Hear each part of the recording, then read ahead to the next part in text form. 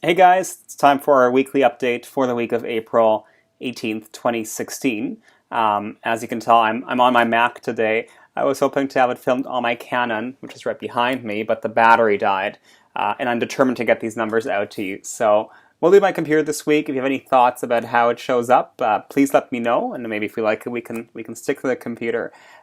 So first, what I'll do is I'll share the numbers with you for the week, the market updates between this time last week, but this time beginning of the month, and today.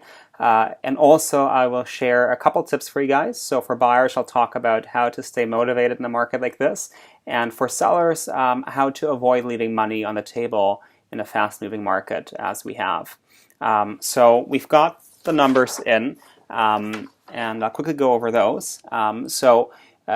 Since April 1st, there's been 368 units come on the market, and that's condos in the west side specifically. In that same time period, 307 have sold, which represents about a 53% decrease in overall inventory year to year from what's average. The average price was $740,000 for condos, so that represents about a 20% increase year to year. So those are the numbers. If you have any questions about those, or you'd like numbers for a different neighborhood, this is all for the west side of Vancouver, please let me know. We're just going to summarize that on this video. Now, tips for buyers and sellers. Buyers, please don't get discouraged in a fast-moving market like this. Yes, the inventory is low. Yes, the turnover is very high. And yes, every time we turn on Facebook or we open the news, we see some story about how absurd the market can be. And how much competition there is out there. And that's not to say that that isn't true. It is true for the most part.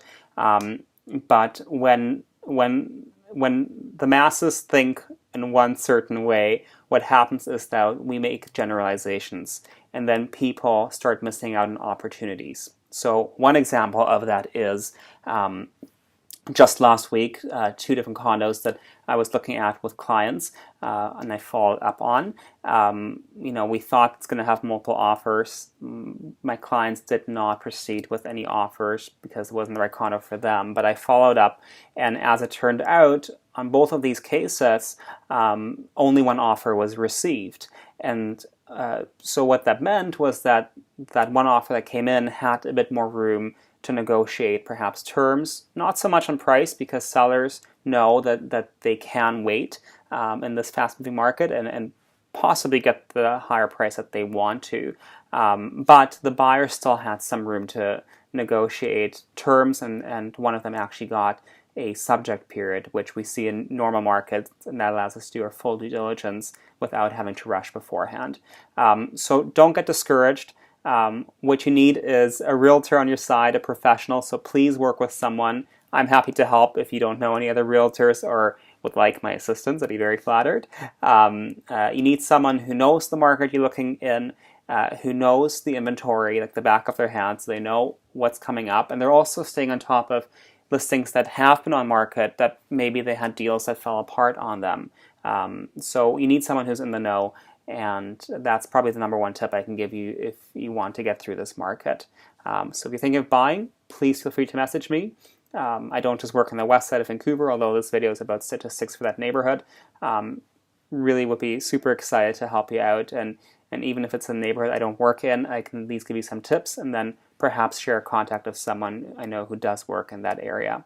Now, for sellers, in a fast-moving market, it's important to know that there are various strategies to get the highest price for you. And if you don't follow those, you might be leaving money on the negotiation table. So what that means is that you have to have a strategy in place at the time that you're signing the listing documents as to how you're going to structure the activities of the next few days, the next week or so, to make sure that you're setting the stage for getting not just the most number of offers, but the highest offer. If you place a property on the market and you perhaps consider taking offers immediately without having a strategy in place for exposure and for negotiation, what happens is exactly that. Your property does not get exposure. And when it doesn't get exposure, you're not going to get as many buyers interested, and ultimately that might lead to less competition on your home. right now, as we know, competition is what's driving prices up so quickly.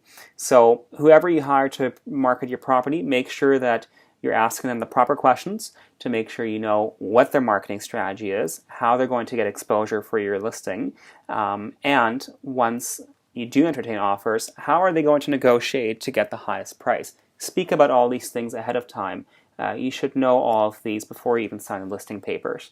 If you are thinking of selling, I would be very happy to offer my assistance to you. I do have a very extensive marketing strategy in place. It is custom to each property I market, as well as I'm a certified negotiation expert. So I would love to offer my assistance. So any questions you guys have, please let me know. Thank you for watching this video. I know it's not a professional camera like it was last week, but share your thoughts, and I look forward to updating you next week. We'll see you soon. Bye-bye.